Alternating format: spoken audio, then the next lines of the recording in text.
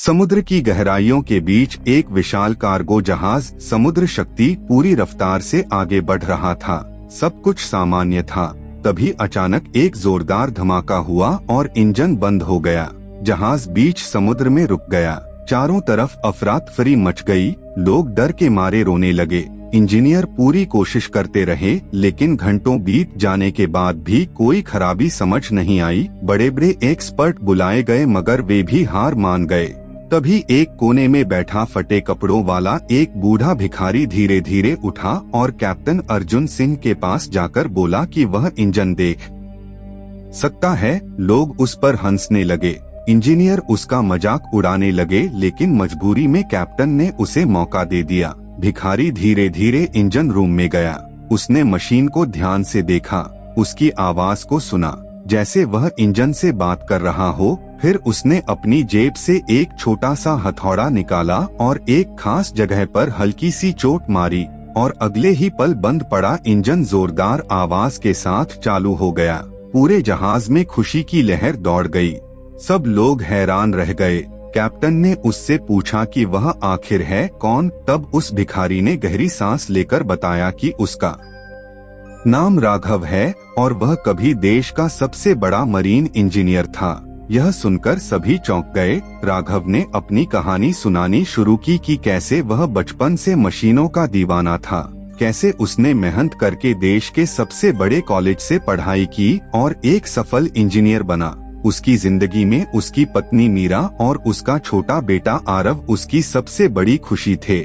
सब कुछ परफेक्ट चल रहा था, लेकिन एक दिन एक इमरजेंसी कॉल पर उसे समुद्र में जाना पड़ा।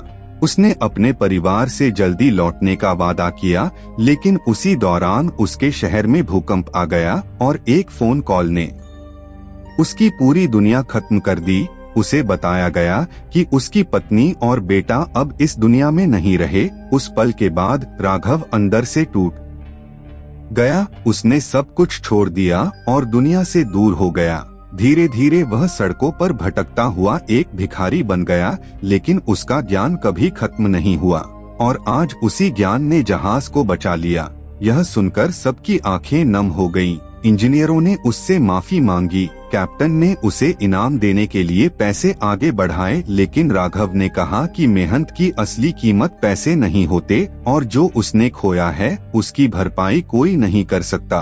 फिर उसने कहा कि उसने सिर्फ एक चोट मारी है, लेकिन कहाँ मारनी है यह जानने में पूरी जिंदगी लगती है। उसके इस जवाब ने सबको सोचने पर मजबूर कर दिया। तब कैप्टन ने उसे अपनी कंपनी में चीफ इंजीनियर बनने का ऑफर दिया। राघव पहले तो मना कर देता है, क्योंकि उसका अतीत उसे रोक रहा था। वह अपने परिवार की यादों में डूब जाता है, लेकिन कैप्टन उसे समझाते हैं कि अगर उसके परिवार आज होते तो वे उसे टूटते हुए नहीं बल्कि आगे बढ़ते हुए देखना चाहते। यह बात राघव के दिल को छू जाती है। उसकी आंखों में आंसू आ जाते हैं, लेकिन इस बार उनमें उम्मीद भी होती है।